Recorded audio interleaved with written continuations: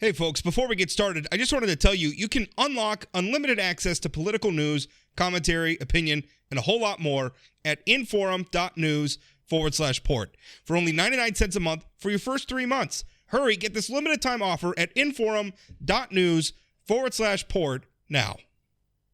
This podcast is brought to you by the North Dakota Petroleum Foundation.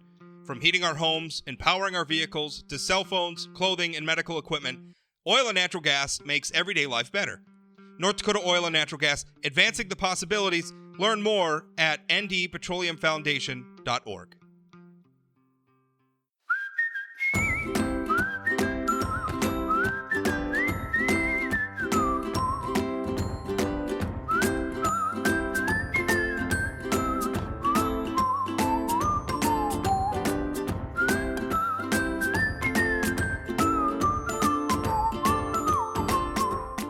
Welcome to Plain Talk, and hey, it's that season where we're talking about what's going to be on the ballot, and it's been an unusual season because we had a term limits ballot measure that was going to be on the ballot that didn't make it, but outside of that, there is another constitutional measure that is aimed at our statewide ballot.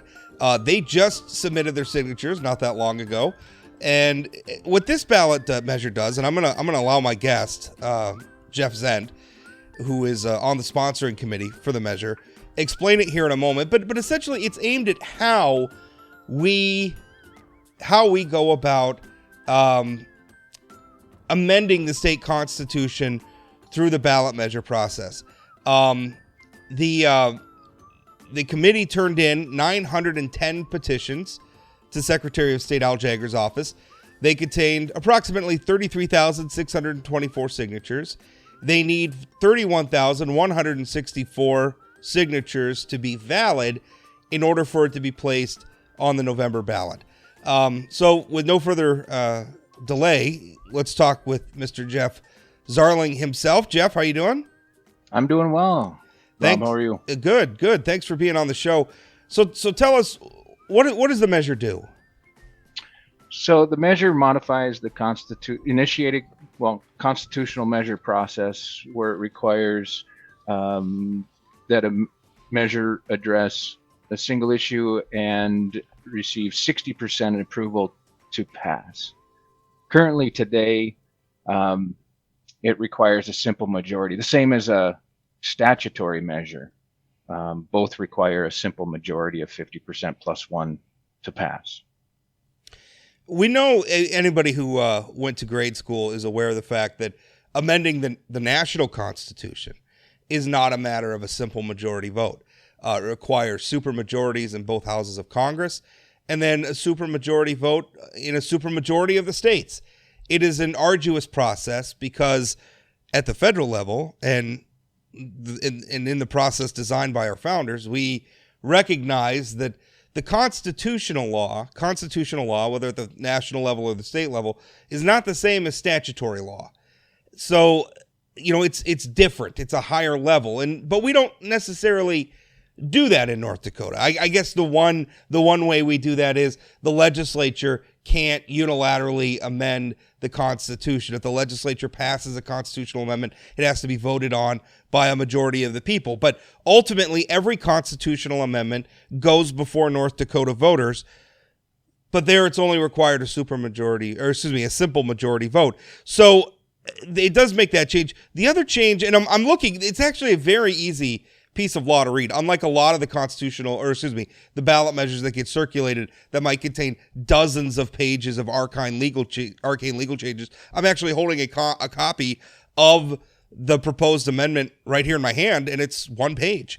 Make some changes to Article 3, Section 9 and Article 4, Section 16 of the state constitution. The other change it makes is that it says that an amendment to the Constitution cannot be comprised of more than one subject. Explain how that works. Yeah, so it's again pretty simple. It means that it should address a single issue. It's that simple. And I tell you what, Rob, you had me on your show a year ago after we filed with the Secretary of State, and we covered a number of questions, and you asked me about it, and Uh, we had our perspective, but I'll tell you what, it's been a year since then. And we've been out there talking North Dakotan to North Dakotan for a year. And so we have a really good feel. This process, this issue, this initiative was created by a stakeholder group of different people. This wasn't just one individual or one interest group with an idea of something they wanted to accomplish. This was a growing broad-based concern over the last decade, frankly. You know, so much so that the 2017 the legislature had the 2017 legislative study, right? And over this past year, we've talked to so many people. I mean, I got to identify, you know, all of the collectors, you know, the petitioners for the Secretary of State, and the list is just enormous because there were so many people that gathered signatures. There were so many people that got involved with this because it resonates with North Dakotans. It is North Dakotan to North Dakota. And we heard so much from people. They were appalled to find out. They didn't realize it was a simple majority to change their constitution. They're like, oh, yeah, where do I sign? It wasn't, oh, yeah, sign this, it'll get on the ballot, and then you can learn about it. People were educating themselves. We'd ask them if they were interested in signing it, explain it to them, and then they'd want more information. And we had an opportunity to explain it to them and get their feedback. I mean, there were a lot of people that thought it should be 66%, you know, instead of 60. People are absolutely appalled that it takes a simple majority of 50% plus one to change our constitution. And those that, you know, people have different levels of understanding of how our government works, right? You know, between the Constitution and Century Code statutory measures, the legislature, the legislative process. And we talked about how that process, you know, is probably the preferred process for changing our laws, changing our Constitution, because it goes through the legislative process, which is exhaustive in itself, going through committees, public hearings. You know, we encourage that process to be used. This process we're using because right now there's such a distrust of the legislature that the people want to have this process to say, hey, we had this many people feel that it was an issue. We're going to bring it onto the ballot in this method and pass this process. And that's what we heard repeatedly out there. There were a few people that thought, it should just be a simple majority. But the preponderance of response was that 50% plus one is just too low. It's too easy. And especially when people that understand the statutory and constitutional, they can't believe that they're the same threshold. Why would the Constitution not have more respect than a statutory measure? People just can't understand it. So we think that this is something that resonates with the people of North Dakota. And people would ask us, well, I mean, who would be opposed to this? And what we've discovered over the last year is that those that are opposed to it, and this is the interesting part, it's not a Republican or a Democratic issue. It's those that are opposed to it are those that have an agenda and want it to be easy to change our Constitution. That's what we discovered. I've got people on the left and I got people on the right that have talked to me and said, I've got this issue and I don't know if I want to have to get 60%. That is the bottom line. I want to talk more about that. One thing, because I brought up the two issues, essentially the multi-subject prohibition on multi-subjects. How does that work as a practical matter? Because I had somebody tell me, and I didn't necessarily agree with this, but I had somebody tell me that, hey, they want to ban more than one subject in a measure, but they have two subjects in their own measure. One which requires a supermajority vote, and then the other that requires simple majority. So I don't think that's right, because to me that's all one subject. The subject being how we amend the Constitution through the statute. So that I didn't agree with that argument. But how does that work? Like, how do we define what constitutes more than one subject in a ballot measure? So I encourage people to go to the website and look at the petition and download it and look at the actual language of it, as you just put up. You said you had in your hand. Look at it. It's the same article. It is the same it's the single process. In there is where it's a single issue because it's that singular process. Now, some of the other stuff, if you look at, some past initiatives, they cover so many different things. Well, how about the one last cycle where it was ultimately kept off the ballot by the courts, but it would have made changes to how the primary process works. It would have made changes to how remote voting works. It would have made changes to how we vote statewide. I mean, to me, that's a lot of different questions all rolled up into one. And redistricting. So redistricting, you can't really, it's like somebody asked me that early on, and I said, well, I'll tell you what, if you take these last 15 or so initiatives, or pick a number, take these initiatives, get the ballot language, get the description of what these are doing, set it in front of 50 high school students and have them do a little exercise. Put the ones that are a single issue in one category and ones that address a multiple issue in another category. I bet you'd find a lot of similarity there. I think a high school student could probably define that for you.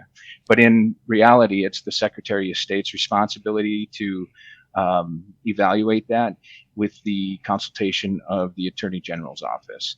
And there is case law throughout this country. I can't remember the number of states. We're hardly the first state to have a single issue requirement for ballot measures. Again, that legislative study on this issue in 2017 referenced all that. That's what we drew from, was that body of knowledge. So that case law is out there.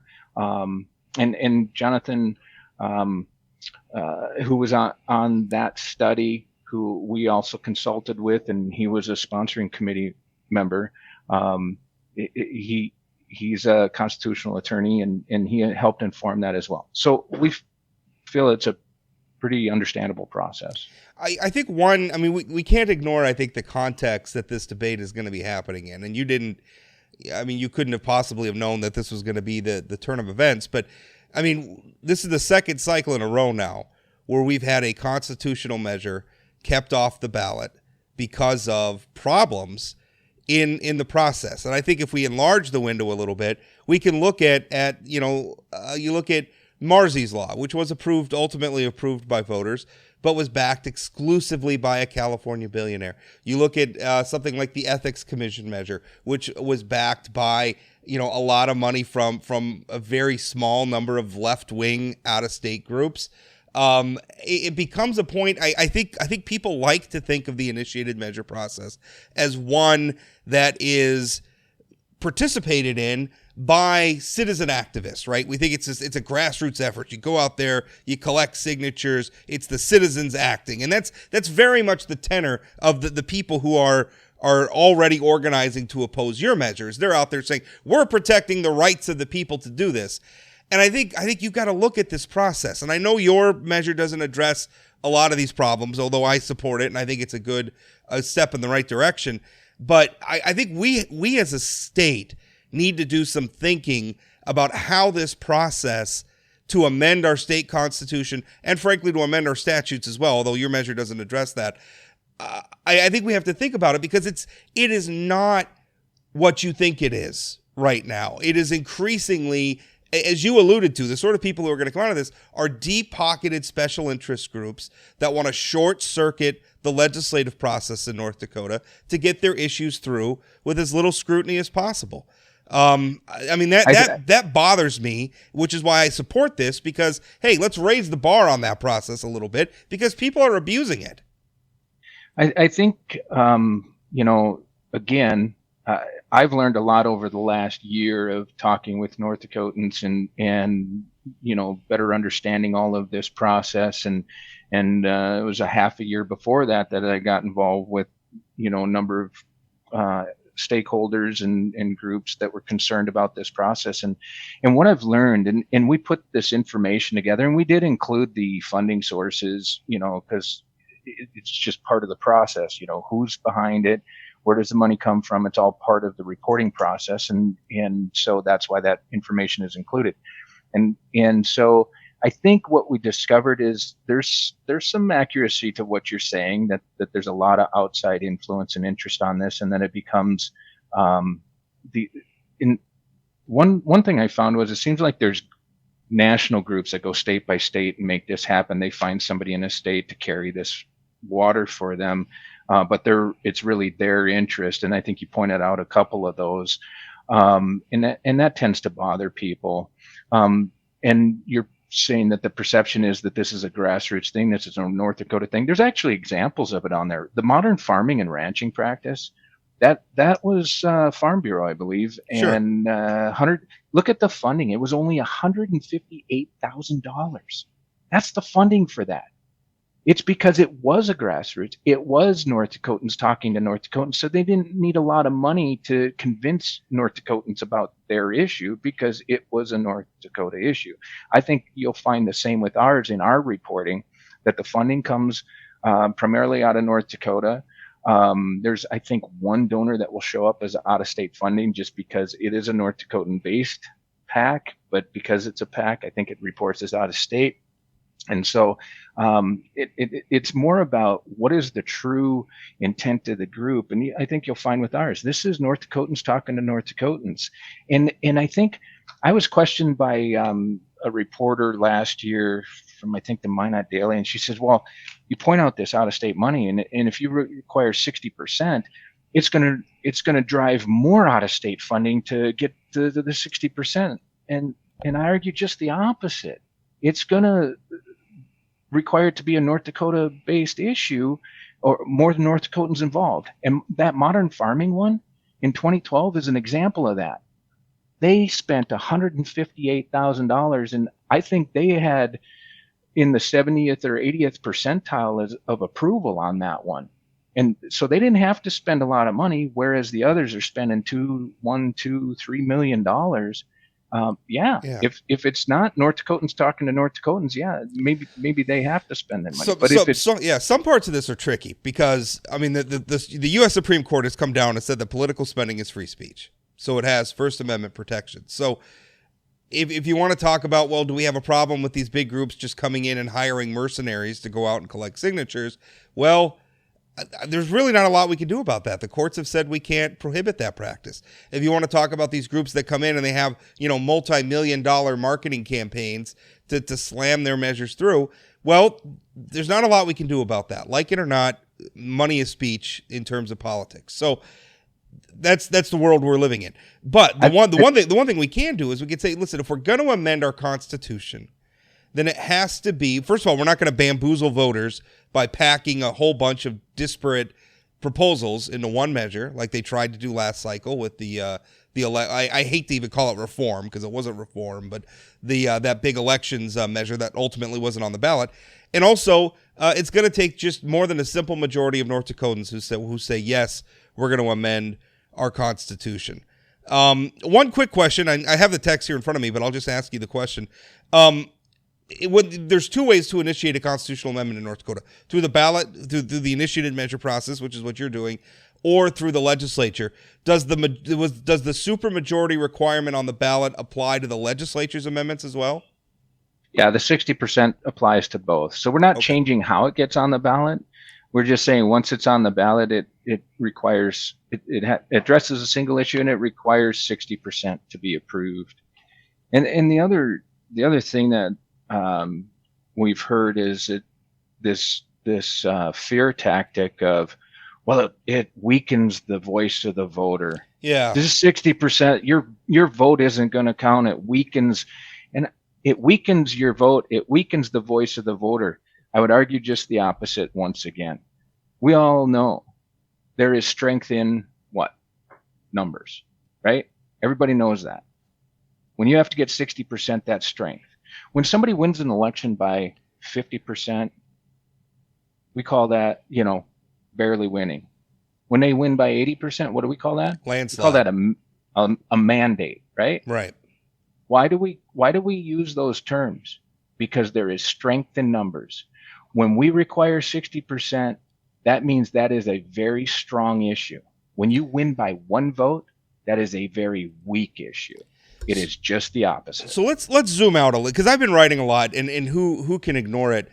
The faction, the infighting, how divided our society feels right now. And a lot of that dysfunction is at the federal level, but frankly, some of it's here at home as well. And one of the things that is interesting about it, I think, is if you look at it, like nobody, like look at Congress right now. Like neither party the Democrats have a technical majority because they have the vice president settling ties. But we have such a divided system right now. And so the problem is it's like one side gets just enough of their people to get some proposal or some candidate just barely across the line. And then there's not a lot of satisfaction in the voters because nobody's really bothering to build consensus anymore, right? People rail against the filibuster in the Senate all the time because they don't like it. I like the filibuster because it's a requirement that you at least have to get some level of buy-in from the other side in order to make policy at the federal level. I like that. If you want to make policy for everybody in the country, it should be more than just a 50+1 proposal. And I agree with that with the Constitution. With this, what I look at this as requiring is it has to be more than just 50+1. You have to build a consensus. You need something more. And I think that speaks to, maybe addressing some of these divides in our society right now. I heard that consistently over the last year talking to people throughout North Dakota. People are tired of this polarization, right? They're tired of the extremes on one side or the other. That's what this issue isn't about. We say this is not a red issue. This is not a blue issue. This isn't a partisan issue. This is a North Dakota issue. And that what you're saying, if it requires to get 60%, that means you have to come forward with a solution that applies to the majority of North Dakotans, right? It isn't a far issue on one side or the other extreme. What people want are solutions that are more towards the middle, that address the needs of North Dakotans as a whole. And I think you're right. I heard that consistently. People are tired of the partisan bickering and this extremism, and they want to see solutions where people come together. And I think one thing that I feel like I've discovered over the last year of working on this is that people do want more moderation. The solutions in life don't seem to exist on one extreme or the other. It's like, my kids ask me, well, is this good for me? And is it okay to eat this kind of stuff? You know what? The answer has always been in moderation. This is all good for you in moderation. But if all you eat are cheeseburgers all day, every day, maybe not so much. Even if all you ate was broccoli, yeah, broccoli's good for you. Yeah. But if all you ever ate was broccoli, I'm not sure that'd be so good for you. The answers in our lives don't exist in the extremes. They exist in the balance of moderation. And I think we're learning that as a country, that this extremism is harming us. It is. And getting back to the measure, I mean, that's why if it requires 60%, then that means you're going to have to get to 60%, you're going to have to moderate your proposal because you're going to have to win over a much broader cross-section of the North Dakota voters. And even in North Dakota, everybody talks about, it's such a Republican state or whatever. There's a lot of diversity. Even among all those Republican voters, there's a lot of diversity of thought, a lot of diversity of lived experience and values and everything else. And I'm not casting judgment on any of it. It's people, right? And so right. 60% requirement requires you to get more people. And if you have to get more people, that means you're going to have to win over more people who disagree with one another. And that is essentially a mandate for moderate policymaking, which we need more of in this country. I like it. I am all for it. I think and I've heard that discussion on the political level. Again, I've learned so much in this last year. When you think about people that argue for this extremism over here on like this, it's our way or the highway. And again, I think that same concept applies. On one side, if you move too far to one side, you move towards dictatorship. You move too far towards the other side, and complete democracy. It's mob rule. And again, one extreme or the other. It's some kind of hybrid in the middle. And I think that's what our forefathers put together, was that with all these checks and balances in this, it's not a pure democracy. It's not mob rule. and it's not tyranny or dictatorship. It's this hybrid in the middle. I read one of my favorite books is The 7 Habits of Highly Successful People. And Stephen Covey talked about this. Moving, as we're young, we're completely dependent. And as we grow through our teenage years, we move towards independence.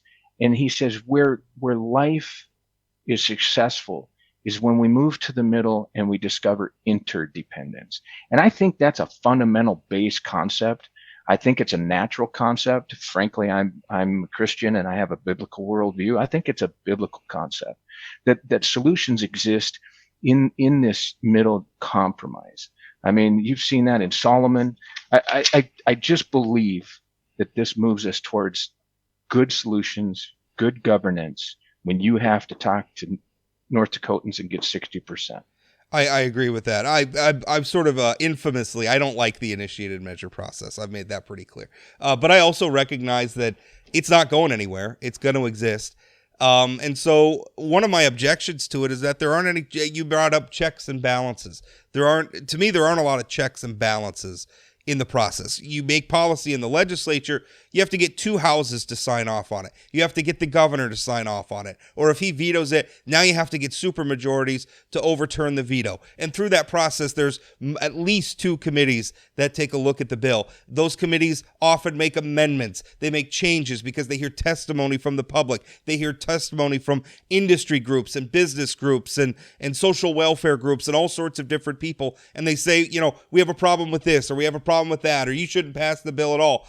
And all of that debate gets incorporated into the bill. The initiated measure process doesn't have that. You write one version of it, it makes the ballot, and there's no chance to debate it. There's no chance to make amendments. That's part of the problem. So if we're gonna legislate that way, and especially if we're gonna legislate it in the Constitution, a supermajority requirement just makes sense. But I'm preaching to the choir. Jeff, before I let you go, where can people go to find out more information about your campaign and the measure? Yeah, it's protectndconstitution.com. And now we're just, waiting to see the Secretary of State, their review. And there's always issues with this process. We dealt with a lot of issues through the signature gathering process, be it the paid process or the grassroots process. I saw it just standing there, people signing incorrectly. You tell them what, and so there will be signatures thrown out.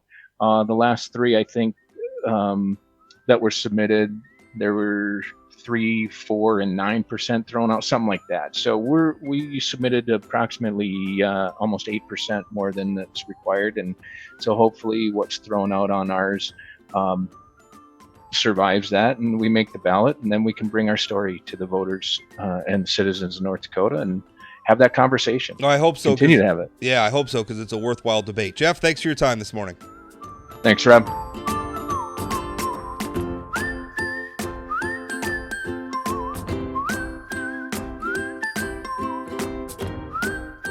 Want more political news like this? Visit inforum.news/port to get 3 months of unlimited access to our news network for only 99 cents a month. Don't wait. Get this limited time offer at inforum.news/port now.